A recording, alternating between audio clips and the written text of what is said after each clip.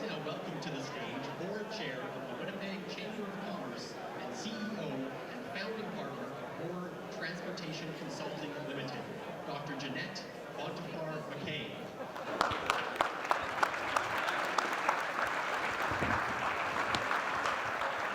Well, good morning, everyone. I bet you're all super excited. I can hear it. I can feel it. I can feel the energy in the room. So exciting. So my name is Jeanette Montefar-McKay. I am founding partner and CEO of Motor Transportation Consulting, and I am the chair of the Winnipeg Chamber of Commerce. On behalf of the Winnipeg Chamber of Commerce, we acknowledge that we are gathered today on Treaty 1 territory, the traditional land of the Anishinaabe, Inuit, Anishinaabe, Dakota, and Dene nations, and in the national homeland of the Red River Métis. Our fresh drinking water comes from Shoal Lake 40 First Nation in Treaty 3 territory. It is now my pleasure to welcome Clifford Spence to the stage. He is with Folklorama, and he will perform a traditional Indigenous drum song. You can please stand if you are able to.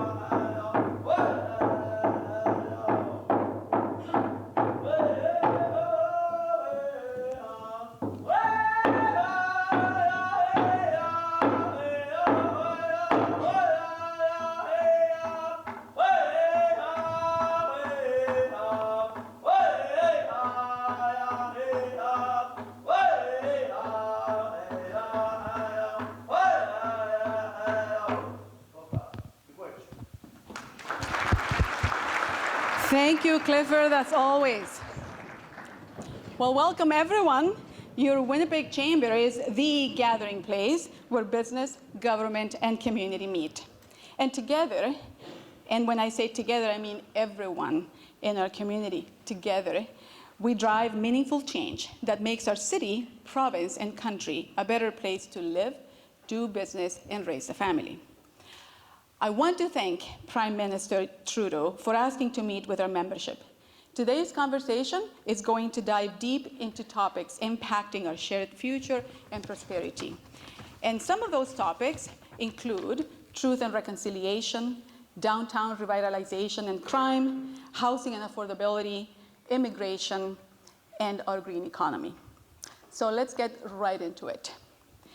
It is now my distinct pleasure to introduce our guest of honor. Justin Trudeau is Canada's 23rd Prime Minister and the proud father of Xavier, Ella Grace, and Hadrian. As Prime Minister, Justin Trudeau leads a government that works hard to continue moving Canada forward. His team is focused on fighting climate change, creating good middle-class jobs, making life more affordable, keeping Canada's communities safe, and moving forward on reconciliation with Indigenous peoples. I would also like to welcome our moderator for today's conversation, President and CEO of the Winnipeg Chamber of Commerce, Laurent Ramillard. Now, Laurent didn't want us to read his bio, but I do want to say that in 2022, Laurent was named the National Chamber CEO of the Year. So that's quite an achievement. So please welcome to the stage our Prime Minister, the Right Honorable Justin Trudeau, and Laurent Ramillard, President and CEO of the Winnipeg Chamber of Commerce.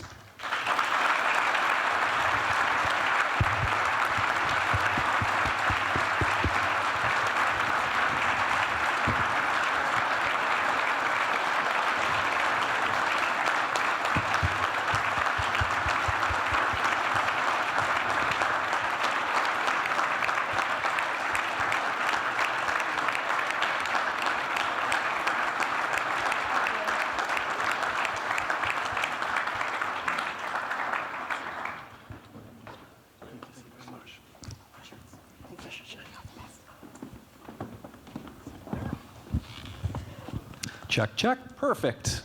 Thank you very much, and welcome to Winnipeg, Prime Minister Trudeau. We are so excited to have you here today for this conversation. It's great having you in town anytime. Please come back often. And thank you, everyone, for being here today. It's a pleasure to welcome you. Really want to delve into the issues that you've told us over the years that are priority issues for you as business people and as community leaders. And I don't want to take too much time. I would like to delve into those right away. But I will say, as I was reviewing the questions, Prime Minister, that we're going to talk about today, one of the things that really emerged for me was the theme of relationship. We're going to talk about a relationship with Indigenous peoples and leadership and communities. We're going to talk about our relationship with the environment, talk about relationship with some of our international partners. And the relationship we have with new Canadians, business people. And so to that end, I really appreciate that we're able to be here today to connect, to converse, and to build on the relationship we have with you and your government. And with that, maybe I'll open it the floor for some opening remarks from you. Well, no, thank you, Laurent, and thank you to everyone from the Chamber for welcoming me here today. Thank you, Jeanette, for your words. I think, actually, first of all, before we even get into it, I want to quickly address the reports of the death of Alexei Navalny in a Russian prison. Alexei Navalny had been an extraordinary fighter for human rights, for democracy, and someone who was standing up for the Russian people, standing up with extraordinary courage for a better future for Russia and for Russians. And we know how much that scares and continues to scare Vladimir Putin. We'll find out more about these reports of his death, but there is no question that he knew that this was always going to be a possibility, and he continued to exhort everyone to continue to fight and to stand up for what is right, to stand up for basic freedoms, to stand up for democracy. And I think on this day, it is a moment to reflect on his courage, on his inspiration for all of us, and double and triple down in our resolve as Canadians and as a country to continue to stand up against Putin, particularly in regards to Ukraine, but stand up for the values and principles we believe in a world that is more challenging and more destabilized than we've seen in a very, very long time. So we need to recommit ourselves every day to honor the fight that he and so many others who have often given their entire lives to freedom of others. We need to take a moment to reflect on that.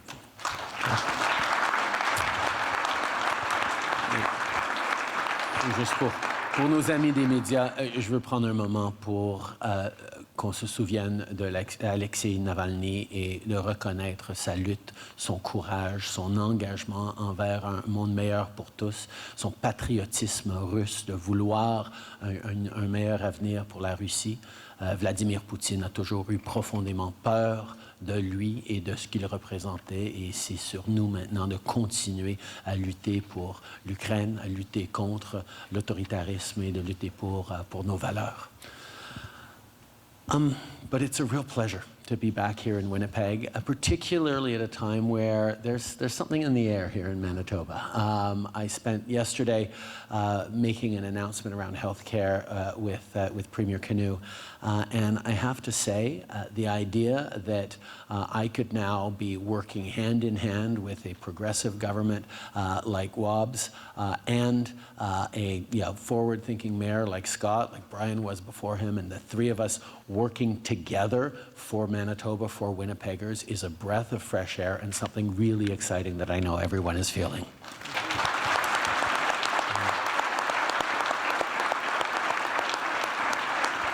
Because there's an awful lot to do. We have, as you know, a very, very complicated world right now, at a complicated time where Canadians are facing all sorts of different pressures and worries about what impacts geopolitics, from wars to inflation and interest rates are having on them, to disrupted supply chains, to also concerns about how we're going to get through and build a strong economy for tomorrow that includes everyone, that recognizes the need to shift towards greener, cleaner ways of doing things that aren't just an obligation to protect future generations, but a tremendous opportunity to grow, and to do that and so much more in full partnership with Indigenous peoples, which is something that Manitoba and Winnipeg has long led on with such opportunity and vision. I'm glad to see Grand Chief Jerry Daniels here as well. You're a good friend, and we've got lots to do together in the coming years as we have in the past. But there are really, really important things going on here in Manitoba, and I'm really excited to be able to talk with all of you about them, de regarder comment on peut continuer à bâtir un avenir plus optimiste, meilleur pour tous, avec des investissements, avec des appuis pour ceux qui en ont besoin, mais surtout avec de l'opportunité pour tous. I'm really excited about this conversation, so let's get right into it. Perfect. Thank you very much, and thank you for the comments at the outset. And I think it's very good that that your comments are in Winnipeg, home, of course, of the Canadian Museum for Human Rights, and a museum we're very proud of. We're also proud of the Winnipeg Art Gallery. In particular, it's home of Hamiurk, the largest public collection of contemporary Inuit art in the world. We applaud your government and for its role in support of Hamiurk and other measures to move us forward on the path of truth and reconciliation.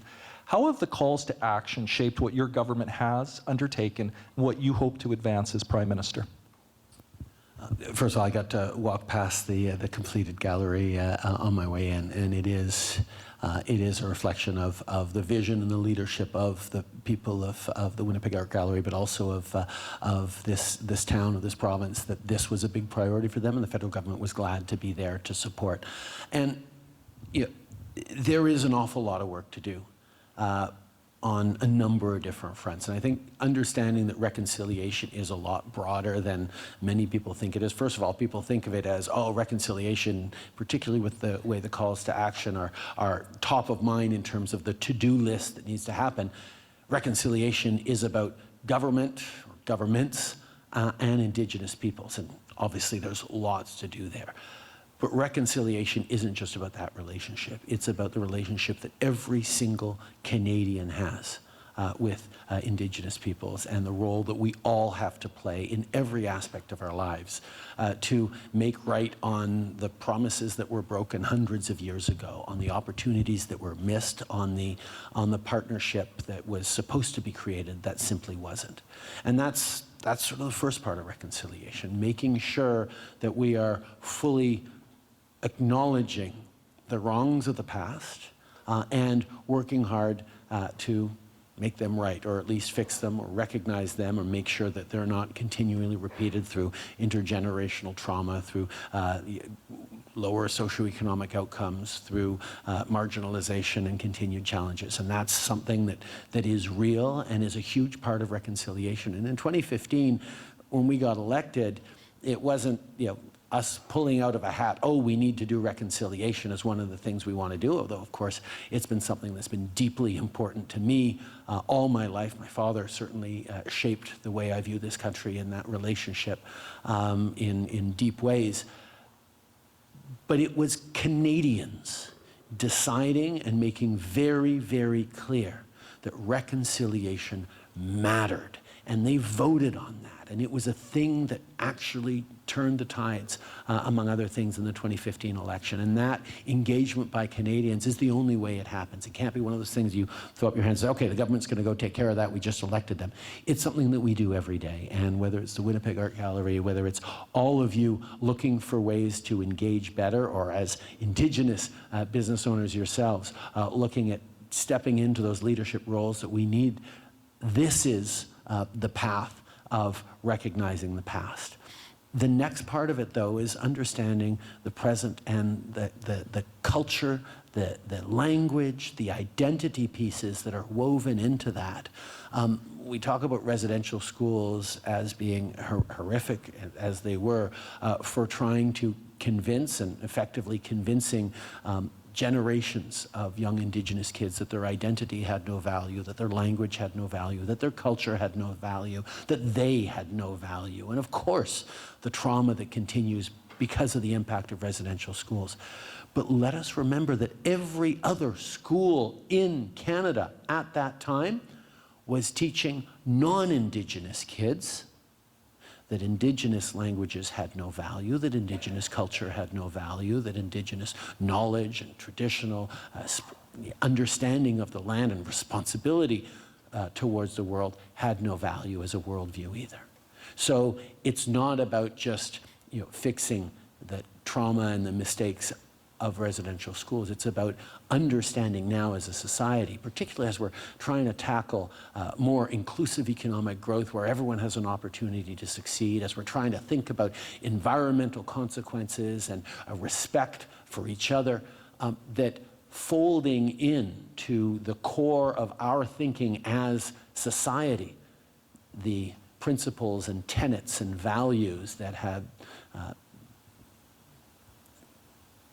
created and grown and led to success in North America for millennia for Indigenous peoples before settlers arrived. It's recognizing and valuing and lifting up that culture and identity that is a huge richness for non-Indigenous Canadians that we need to make sure is suffusing every part of our lives.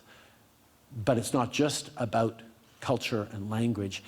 It's also about true partnership in everything we do, particularly in terms of growing the economy. One of the things we always heard from Stephen Harper and his Conservatives before we got elected, to go back very far, but at the same time we hear the same narrative out of a number of Conservative premiers across the country still, that if we want to get big projects built, we have to ram them through the way a railroad was laid across the prairies 100 years ago. That the consultation process is just preventing anything from getting built. And that's a fundamental misunderstanding of how to build a strong economy in the 21st century. That the work that has been done first in regaining, or starting the process of regaining trust is essential, because that allows us to actually make sure that when we're talking about a resource project, a mine, or a new innovation, or investments in infrastructure, or whatever it is that businesses are starting up, that they be done in a way that includes, that respects, that creates opportunities, deep opportunities for Indigenous partnership and Indigenous success, driven by their communities, led by Indigenous people. Understanding that that's the way of getting big projects built, by building those partnerships as an integral part of reconciliation, that's how we build a strong economy where Canada can deliver the critical minerals, the resources, the energy to the world that the world's going to need, because we have that potential. We just have to make sure we're doing it right. And doing it right means doing it in true partnership with people who have been stewards of this land from time immemorial. And that's what reconciliation is about. So when people, and this is a theme that I suspect is going to come up a few times this morning, when people say, oh, it's either the economy or it's reconciliation, they don't understand that the only way to build a strong economy for the future is to do it in full respect, in full partnership, and in cooperation and collaboration with Indigenous peoples in this country. Thank you. I'm pleased that you talk about, the opportunity, truth, and reconciliation to realize the vision of Canada fully for all peoples, to be able to seize on the opportunities that makes Canada a destination for so many. So I want to talk a little bit about immigration. In January, your government announced plans to maintain previously set immigration targets of 485,000 in 2024, 500,000 in 2025, and then maintain and stabilize those levels. Further, Canada recently introduced a temporary 2-year cap on new student permits, which will result in the issue of 360,000 permits this year. The distribution of those permits, though, will be based proportional to the size of the population. My question, given that distribution will be proportional and that historically immigration in this country has predominantly concentrated in the 3 large centers, Toronto, Montreal, and Vancouver, how can your government ensure Canada's immigration strategy is balanced but responsive to regional realities? Well, I think you're selling Winnipeg a little short on this one, because when I think of and I know you're not deliberately, he would never do that. Please let him keep his job. I love Winnipeg. It's just a rhetorical device I'm using to get into this answer.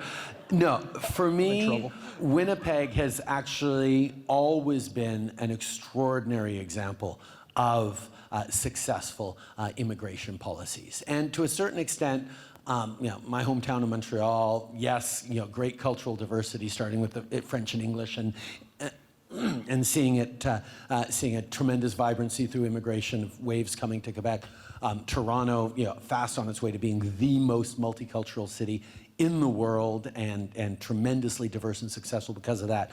Vancouver, with a tremendous historical Asian immigration. Those are the 3 places we think about automatically, because they're our largest urban centers, about immigration. But the story of Winnipeg, which is not well enough known by Canadians, of how incredibly successful you've been at drawing people in from around the world and building this great diverse city that is really an example today for so many of that kind of success, is something that, quite frankly, places across the country saying, oh, why would we even try to think about comparing ourselves to Toronto, can learn such lessons from your success here in Winnipeg that we've got to spend a little more time doing that. But on the question of immigration, it's important to remember and sort of realize what's actually happening. Yes, over the past years, we have steadily increased the number of permanent residents that we're accepting as a country. As you mentioned, it's up to 500,000 a year over the coming years. That has been a steady increase that is perfectly in line with what Canada can absorb, what we need to grow our economy, to grow our communities in a way that is successful, as we always have been. That's not where the challenges that people are seeing around housing and other issues are coming around immigration.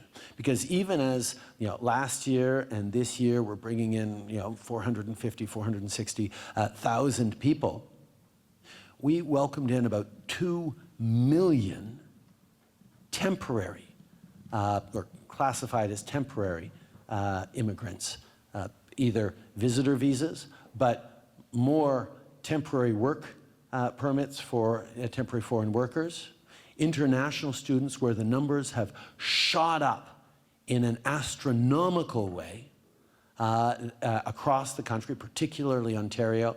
We've seen a rise in asylum seekers even as we managed to close Roxham Road by renegotiating the Safe Third Country Agreement with the United States. We're seeing more people arrive through airports. So a lot of the challenges are because things have happened in other areas than the permanent residents that we've welcomed in. And that's why there are very, very clear measures that we're taking. We're in conversations with Mexico about making sure that the number of asylum seekers, some of them supported by organized crime in Mexico, to come up to Canada are reduced. We're taking that measure on international students to make sure, and it's not even about saying, oh, there needs to be enough housing for international students when they show up, although that was a particular problem driving up rents in some communities around Ontario particularly. But we have seen over the past number of years an increase in mental health distress and even suicides in international students who come to Canada, who are squeezed, are with cost of living, are trying to work at the same time, are hoping to maybe become Canadian and not getting the kind of quality education that they're paying through the nose for, because there are increasing numbers of fake diploma mills that are bringing people in because it's extremely profitable to bring in international students. So our measures on international students are first and foremost about getting the situation under control so that young people we bring in from around the world to give a great education to, so that either they can stay in Canada and contribute if they're kind of jobs that we need, or they can return to their home countries and contribute and succeed to the advancement of the world, that they are properly taken care of. And that wasn't happening adequately, particularly between universities and some provinces. So federal government brings in national plans. We brought in a solution that covers levels across the country, where Ontario, for example, is having to reduce its numbers by close to 50%. Winnipeg and Manitoba will see a little bit of a decline for the next over the next couple of years, but I know that the leadership of people at the University of Manitoba, University of Winnipeg, at the various colleges are working hard to make sure that the success path for those international students and for the communities they are part of remains, because we're going to always need and benefit from tremendous immigration, but the most important responsibility we have as a federal government is to make sure that Canadians themselves remain strong and positive and confident about immigration, because it's one of the huge advantages we have as places around the world are turning away from immigration. We need to show that our capacity to welcome people in and have them succeed and contribute, which is all they want to do, is maintained. And that's why we're making some of those adjustments to make sure we're on stronger footing, because the post-pandemic years led to massive movements that we have to make sure we're keeping under control. Perfect. I did have a flash forward to tomorrow morning, opening my paper and reading Prime Minister chastises Chamber President for not being part of Winnipeg. So don't do that, please. He's a very good guy. Board members are here, but I love Winnipeg. It was Chamber President of the Year a few years ago. It's all good. I want to talk a little bit about being an entrepreneur in this country. A recent report from the Business Development Bank of Canada found that there are 100,000 fewer entrepreneurs today than there were in the year 2000. Yet during that same period of time, Canada's population grew by 10 million people. As Prime Minister, what do you see as driving this trend, and how do you see your government helping to reverse the decline? Well, I mean, that's a 20-year trend line is something that'll have a lot of factors that academics will look at. But we know that small businesses are such key drivers of our economy, and specifically entrepreneurs are essential, and we need more of it. There's been long reflections on why Canada simply doesn't have the same entrepreneurial spirit in some ways, or is seen to not have the same kinds of entrepreneurial numbers as other places like the United States. But it's actually the contrary, because I see the kinds of innovation, I see the kinds of excitement and ambition, particularly here in the prairies, for people who want to get out there and build their own solutions, build their own businesses. And one of the things we've seen about entrepreneurship that has changed is, entrepreneurs used to be seen as folks who are going in it to, make millions of dollars. That really profits were driven by entrepreneurs, because someone doesn't want to go work for a big company. They're going to make a lot of money as an entrepreneur. And yes, that's still obviously part of the motivation. But for me, the thing that has been most amazing to watch entrepreneurs over the past years has been the focus on solving problems. The focus on seeing, okay, this is an issue that I'm facing. Let me create a solution for it, and because others will want that same solution, I'll be successful. And where we've really seen it is in 3 of the strategies that we put forward, 3 of the big investments and funds we put forward on entrepreneurship, which was our women's entrepreneur strategy, our Black entrepreneurship strategy, and our Indigenous entrepreneurship strategy. Because one of the big barriers to communities facing either marginalization or diversity communities is access to capital. It's easier to access capital if you are an older white man. It is harder if you're not. And the issue of making sure that we are providing access to capital for those groups specific and many more is creating a leverage impact, not just on their communities, but in our economies of people who have tremendous things to contribute, but haven't been able to break through the systems and barriers that exist through no fault of anyone working in those systems, but we just have a level of systemic discrimination built into all the systems that we have as a country that unlocking them isn't just about the right or the moral thing to do.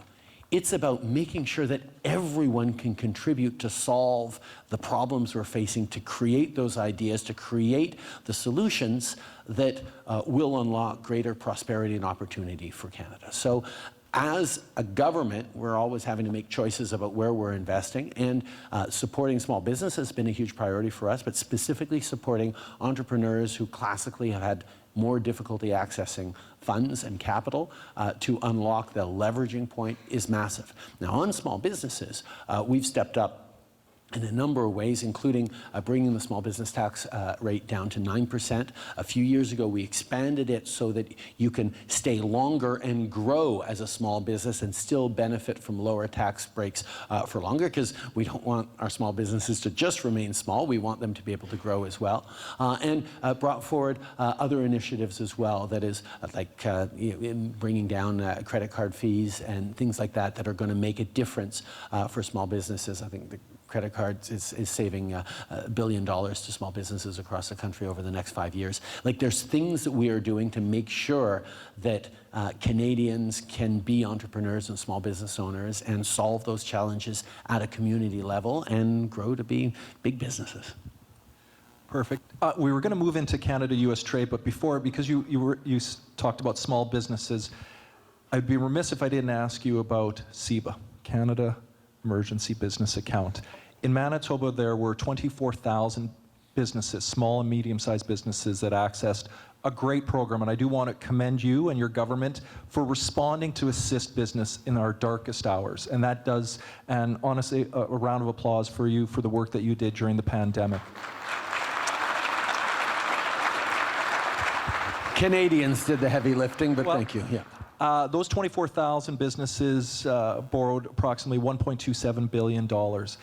Some reports estimate, the Canadian Survey on Business Conditions estimates that 15% of those businesses that took loans are not going to be able to repay them due to lingering economic hardships. I don't want to necessarily revisit the decision, but just can you speak to where you're at, the decision, but more so moving forward, what can small business expect from you and your government to help? Well, first of all, and thank you for your words on the pandemic, but we understood right away when this hit that the best way to make sure we'd come out of whatever the pandemic was going to throw at us as quickly as possible and with the best shape possible was to make sure that employees could stay on the payrolls, that businesses could close but hang in there while they needed to and bounce back, because it's way easier to turn back on the lights and give the place a good dusting than it is to rebuild from scratch after something like a pandemic. In Canada, with the CEBA program, but also with the direct support for families and individuals, we made a huge bet that by helping Canadians through that moment, our economy would bounce back faster. And it actually bounced back faster even than the United States. It bounced back faster than most other countries. And we had a less deadly pandemic than anyone else around the country and around the world. So one of the things that we were able to show was actually, government investment to support people through a difficult time is not just the right thing to do morally, it's the smart thing to do financially. And that's a principle that we've had from the very beginning in our investments to support communities and grow the economy from the bottom up and the middle out. When it comes to the CEBA loans, we understand that the recovery from the pandemic, even though it was quick in its initial response has had lingering consequences. Global inflation, supply chain disruptions leading to interest rate hikes by the Bank of Canada are a real challenge, and we get that, which is why we extended the CEBA loan repayment deadlines. But at one point, we have to look at saying, okay, the emergency, it's right in the name, the emergency of the acute phase of the pandemic is over, and we have to look at other ways of moving forward. Now, the thing is, over 80% of businesses that took out CEBA loans were able to repay it by that final deadline. A number of businesses in that remaining 20% that still have a desire to do so can work with their financial institutions for another month and still benefit from the partial loan forgiveness that everyone else did by paying off at the deadline. And for those who just can't see their way to doing that, they have another 3 years to pay off those loans. So there are measures in place that are going to support it. But the best thing we can do to support small businesses in general across the country is make sure we're solving for the affordability crisis, is making sure we're putting more money in the pockets of families who need it, with things like increasing the Canada Child Benefit in terms of reducing childcare fees that has been a huge squeeze on families for so long, and Manitoba is now at $10 a day. We need more spaces, we need more early childhood educators. That's something I've talked about with Premier Canoe and we're going to work on. We're moving forward on investments that are going to support the community, support businesses, whether it's infrastructure investments, whether it's our fighting against climate change. There's things that we are doing that are creating opportunities for small businesses to succeed. But at one point, the pandemic supports needed to come to a close so we could focus on what we're doing now and next. And like I said, 80% have repaid. That's a pretty good number that we're happy with. No, thank you very much. I appreciate you addressing. The vast majority of our members are small to medium-sized businesses, but a number of the people in this room have business relationships in the United States. So let's turn south a little bit for a moment. Trump 2.0. I'd be curious to see which of you in this room have absolutely no connection and no intersection with the United States. Not a single hand went up. Okay. No, there we go. One or two. There we go. Okay, but it's that's the person that asked me to ask this question. So Trump 2.0 is quickly becoming a possible reality. Kuzma is up for review in 2026. Geopolitical tensions and conflicts are escalating worldwide. What is the federal government's approach to the White House and Congress, regardless of the election outcome, to ensure that Canadian businesses maintain unfettered access to our largest trading partner? The relationship with the United States is always one of the most important and challenging relationships any Canadian Prime Minister has to navigate. And I'm now on my third president of the United States, and regardless of whether it's Obama or Trump or Biden, the U.S. is very focused, as it has every right to be, on its own interests. So appealing to them by saying, hi, we're Canada, we're friendly, we're nice, please give us a break, doesn't matter whether it's an Obama or a Trump, that doesn't really get you far. That gets you sympathy and a friendly pat on the shoulder, but unless you can make the cold, hard argument that it is against U.S. interests for them to, exclude Canada or punish Canada or put in tariffs or penalties on Canada or reduce Canadian trade, you're not going to get very far regardless of who's in the White House. Fortunately, over the past decades and longer than that, Canada has been an integral and integrated part of not just the joint economy, but of the U.S.'s success. There's the biggest argument I got to make with Donald Trump, who was threatening to rip up NAFTA in those first years, was it'll be devastating for Canada, sure, but it will also hurt the United States. And I remember sitting down with the then governor of Kentucky, for whom Canada is the #1 export destination for Kentucky, and saying, okay, no, you're right. Republican, I'm going to put pressure on the White House to make sure that they're not thickening the border with Canada.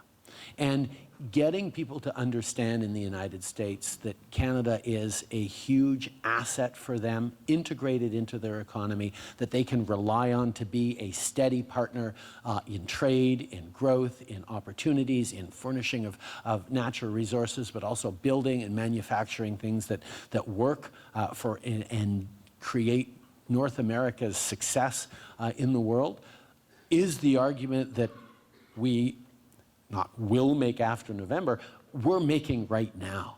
And one of the things after the successful renegotiation of NAFTA in the Trump years, we are further and more integrated than we have ever been.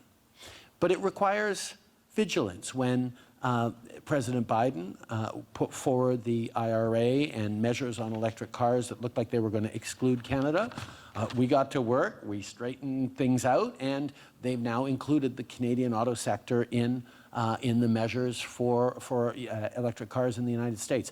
These are things that we have to be active on. We have to have relations through the government, but it's not just the relations with the government that are essential.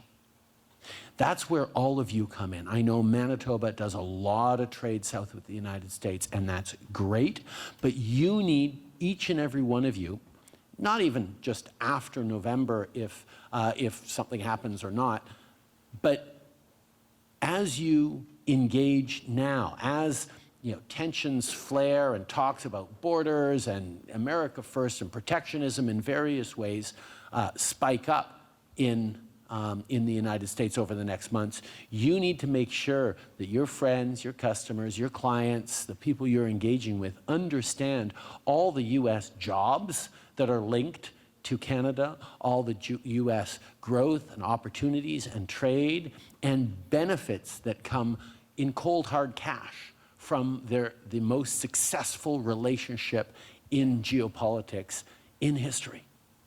This is a huge asset of ours, and the biggest challenge is that sometimes Americans don't notice. Like Canadians, we're always aware of the United States.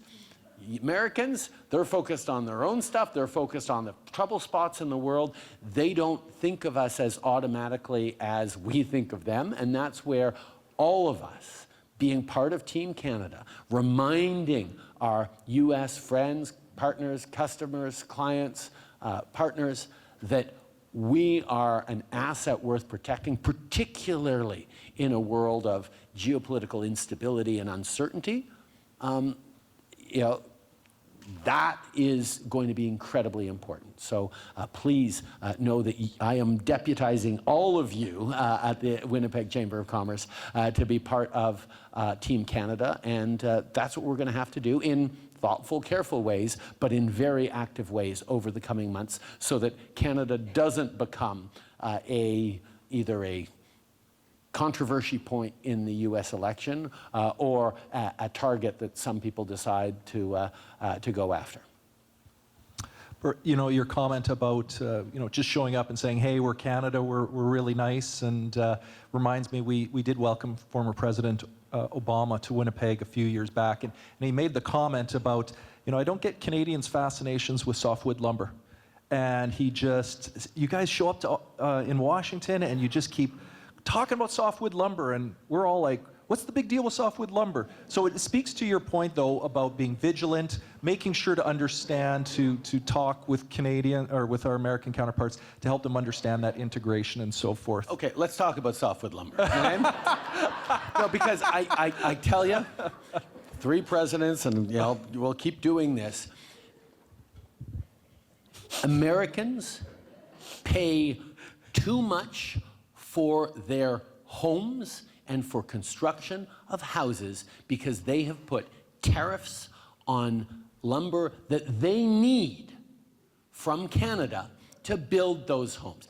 Tariffs hurt consumers of those goods. The U.S. doesn't have enough forestry to meet the demand of the U.S. construction industry, and therefore the prices of new homes in Florida, in Arizona, in New York, in California, anywhere across the country are higher than they need to be because wood is more expensive, because they are punishing Canadian wood producers for construction in the United States. It makes no sense.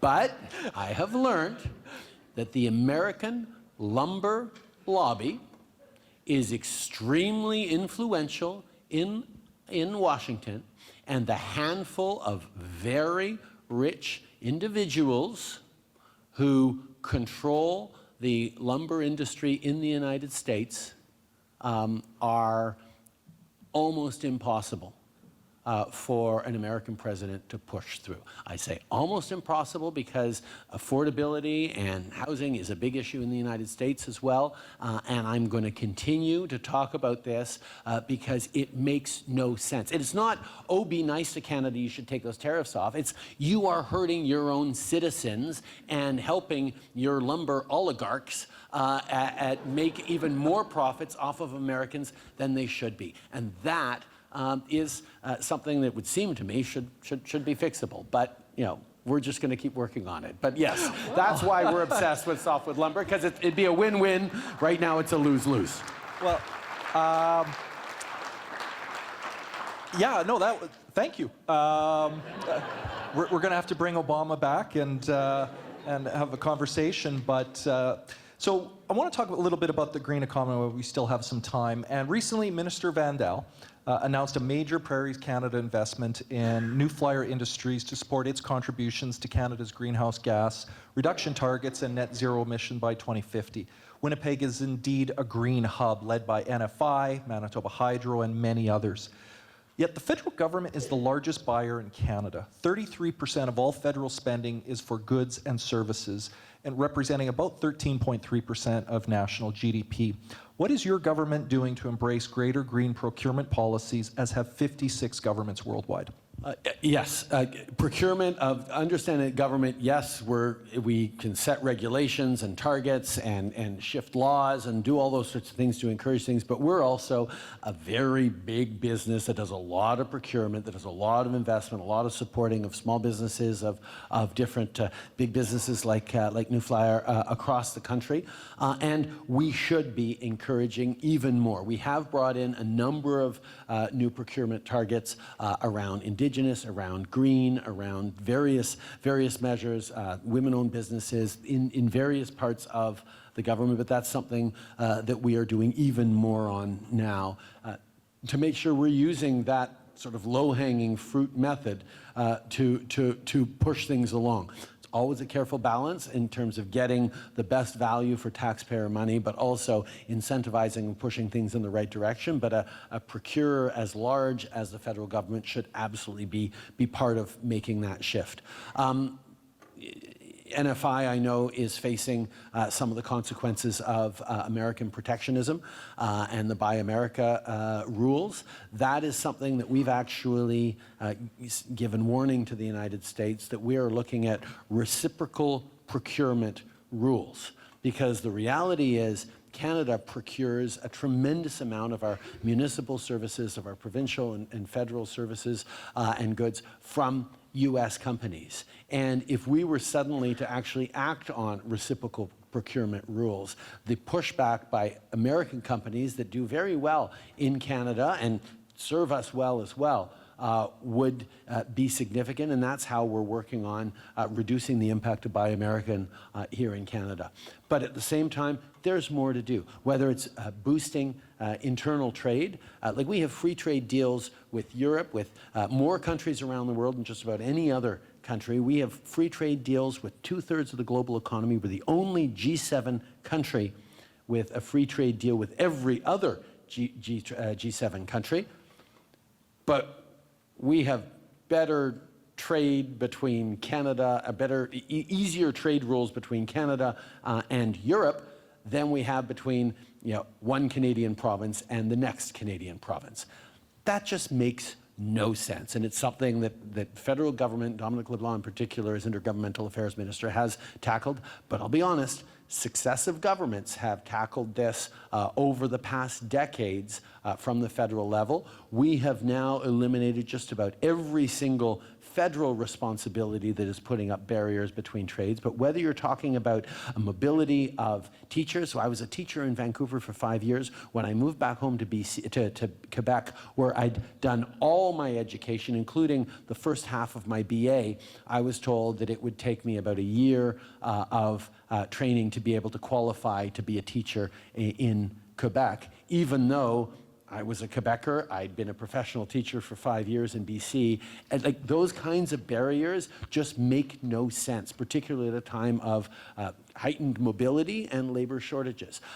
You need apparently 3 different first aid kits in your transport truck if you're going to cross from Newfoundland, across the ferry, across Canada to Vancouver, because regulations are different from one province to the next. These kinds of things make no sense. Actually, that was an example from a few years ago. Maybe someone has fixed it since. But those kinds of things are a barrier to Canada actually benefiting from working with each other across the country. And that's something that we're going to continue to push on as well. Thank you. And of course, beer moving across the country is always an issue. Every time we talk about interprovincial that's on trade, the provinces. That's the first thing they say. Okay, yeah, but alcohol, we're not touching. Nothing gets Canadians more worked up than when we got restrictions on movement of alcohol. Talk to your provincial leaders about that. The feds are not responsible for that. I know our time's But drawing they won't to give it up. It's a lot of money. Our time's drawing to a close here, but I did want to sneak in one quick question because we're here located at the WAG in the heart of our city, downtown. And we know downtowns across Canada are facing stark social and economic challenges amplified by the pandemic. This has led to growing calls for national action, be it from the International Downtown Association Canada or the Canadian Global Cities Council, of which our chamber is a member of. Please describe your thoughts on the state of Canada's downtown and the need for a national urban strategy that promotes downtown investment, social supports, while ensuring public safety. Well, just a few weeks ago, the Prairie City mayors were in Ottawa talking about this, and it's something that really, really matters. The downtown should be the heart of the city. It should be the place people come, place people choose to live, people come for an evening in a restaurant, not just come in for a Jets game and go straight back out home, but actually places where people gather, where people meet, where you get that ebullience of ideas, of diversity, of success that then radiates not just outwards from there across the region, but has an impact on the entire country. The pandemic, the hybrid work, the challenges of the opioid and toxic drug overdose, socioeconomic challenges. These are all things that are hitting downtowns rise in crime, are hitting downtowns across the country for a whole bunch of different reasons and factors coming together, which is why, as a federal government, we are stepping up. We're working hard with municipalities on different programs. We've invested $8 million recently in a number of addictions programs here in the city of Winnipeg. We've invested $4.5 million in Winnipeg in safer communities funding to help young people stay out of organized crime and gang and be on better paths and better programs for them. There's so many different things that we can do there. We're looking at gathering initiatives that are understanding the new realm of work, but it all happens in partnership. And being able to work in partnership across orders of government is absolutely essential. And that's really what it comes down to for me. People who step up in politics at all sorts of different levels and look for ways to solve big problems. I mean, one of the great solutions to a problem that we were part of over the past years has been the Southern Chiefs reclaiming of the Hudson's Bay building and moving towards affordable, appropriate housing right in the heart of downtown. Those are the kinds of initiatives that the federal government was glad to be a part of and glad to help fund, but those are initiatives that are driven by community, driven by local actors who say, the downtown matters. It's the heart of our city. Portage and Main, 15 below like it is today. These are the things that, a little BTO song. These are things that actually drive our society and our communities. Downtowns are places where Canadians meet. And to segue into a slightly larger problem that this is a symptom of, Canadians are not meeting the same way anymore. And that's why I was so impressed with Wob's vision of One Manitoba. The idea that Canadians need to start seeing each other and hearing each other and engaging with each other better than we were before. I mean, we are at a time where the divisions around the world, the divisions pushed by social media, the toxicity of some types of politics are all about trying to drive wedges between people, bring up scary elements that can animate people to distract from the fact that everyone's facing big challenges that we need to meet together. But it's hard to roll up our sleeves and put forward solutions at a time where it's easy to make people scared or divided. And that is the big thing that quite frankly, Manitoba just overcame in the last election, which was a particularly toxic example of the politics of division and nastiness. But it's something that I know Canadians are better than from coast to coast to coast. And in these times, everywhere around the world in democracies, people are facing a choice to make about the kind of country we want to live in, the kind of communities we want to live in, the kind of world we want to live in. Do we spend our time focusing on differences and exacerbating those differences? Do we find the points of disagreement, and in a country as diverse as Canada, and not just in backgrounds, but in points of view and stories, there's always going to be divergences of views and differences of opinion. Do we spend our time exacerbating those differences, amplifying those differences by driving wedges through them, by suscitating anger and frustration? Reflecting it back is a great way of saying, oh yes, I hear how frustrated you are. Let's be frustrated together. But fear, division, anger, not going to solve any of the very real problems we're facing. Doesn't create a single job in a green economy. Doesn't help a kid who's facing existential identity questions every time they look in the mirror from feeling valued and loved in their community. Doesn't help a small business person optimistic about opening a new shop on a downtown street when they don't know how long their plate glass window is going to last because of crime. Amplifying fear and division and picking at those things where we do have differences in our country is not a way of making us stronger. The dirty little secret about politics is it can be a way of getting yourself elected, but it doesn't give you the capacity to then solve those challenges.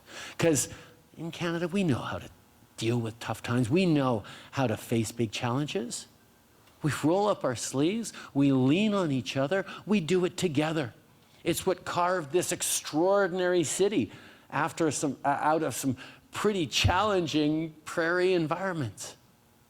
It's what built this country generation after generation. Yes, we're facing tough times right now, but the best thing about Canadians is our optimism and our ambition that is not just about ourselves, but about our neighbors and our community as well. And all around the world, over the coming years, people are going to be facing very clear choices. Do we get mad about the world that it is right now? Or do we start keep working together to build a better world for tomorrow? That's what is exciting, and that's why I am really invigorated by the choice that Manitobans made in the last provincial election, and why I am optimistic when I look at Canadians from coast to coast to coast who, are rightly upset about the state of the world right now, but remain hopeful, optimistic, and ambitious about the world we can and must build together. And that's why I am so driven to continue to get out there and be part of this important moment in history that is a bit of a hinge, where it's an inflection point about what kind of future we're building. People get into politics to make a difference. This is one of those moments where the choices we get to make as societies all around the world are going to shape the coming decades and generations. And I know that Canadians are going to meet that moment in the way we always have, with confidence, optimism, and a big smile as we get to work to build a better future. So that was the question about downtown, but thank you, yes. Great answer. Before I ask you for some concluding remarks, I will say we started... That was them. Yeah, okay. Well, there's a question actually, and it's for the concluding remarks, but I will say we started talking about, today was going to be a conversation about relationships. And I do want to stress that for us as a chamber, we practice this idea that you seek to understand before you seek to be understood.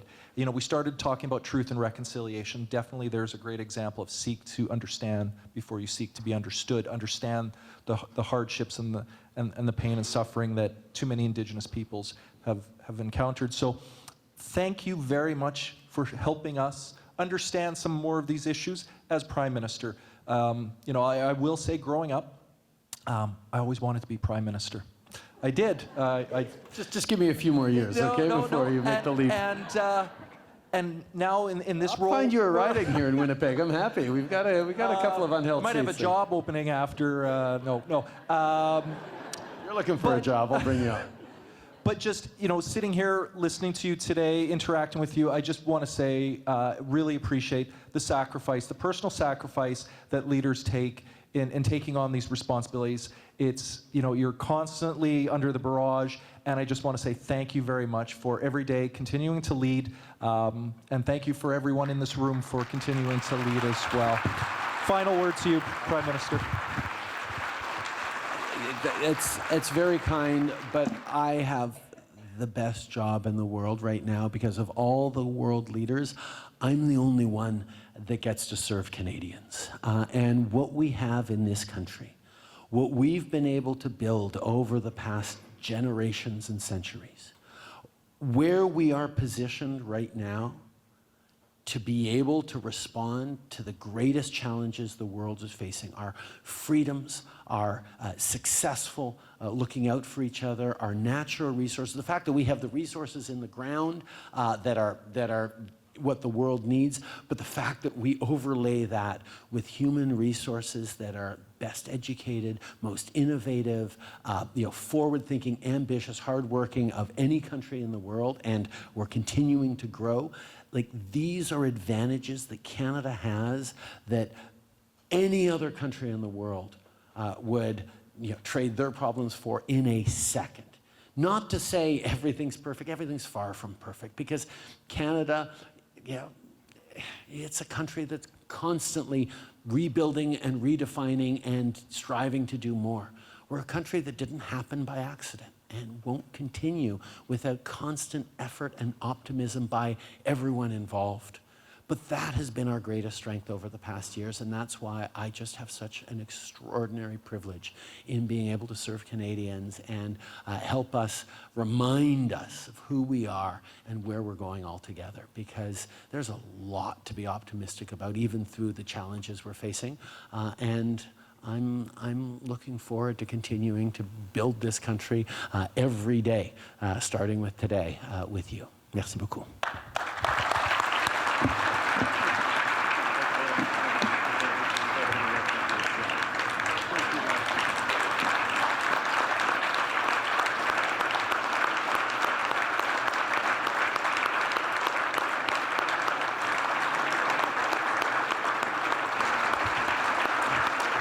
Thank you so much, Prime Minister, for the great conversation, great discussion. And I want to say to those in the audience, don't forget, we have all been deputized to go out and spread the word on the importance, the critical importance of strong U.S.-Canada relations.